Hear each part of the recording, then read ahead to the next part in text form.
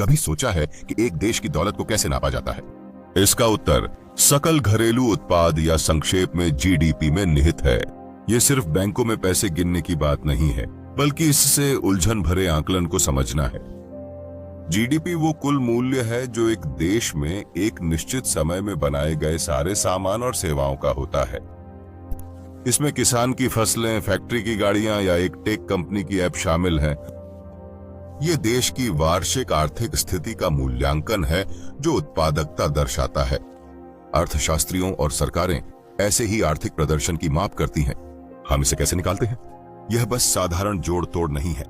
GDP 3 तरीकों से निकाला जाता है: उत्पादन, आय और खर्च के दृष्टिकोण से। उत्पादन में हम सभी बनाए गए सामान और सेवाओं को जोड़ते हैं। आय में हम घरेलू और व्यापारिक आय को देखते हैं। खर्च दृष्टिकोण से अर्थव्यवस्था में सभी सामान और सेवाओं के खर्चों की गणना करते हैं, घरेलू खरीदारी से लेकर व्यापारों द्वारा नई मशीनरी में निवेश तक। अब बात करते हैं उन 5 देशों की जिनकी जीडीपी सबसे ज्यादा है। आगे चल रहे देश हैं अमेरिका, जापान, जर्मनी और भारत। इन देशों की अर्थव्यवस्थाएं काफी विविध हैं, जो उनके ऊंचे जीडीपी में योगदान देती हैं।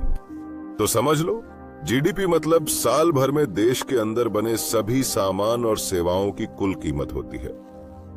इसकी गणना अलग अलग तरीकों से की जाती है।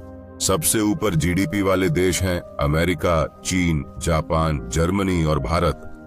ये आंकड़ा आर्थिक सेहत और तुलना करने के लिए बड़ा अहम होता है।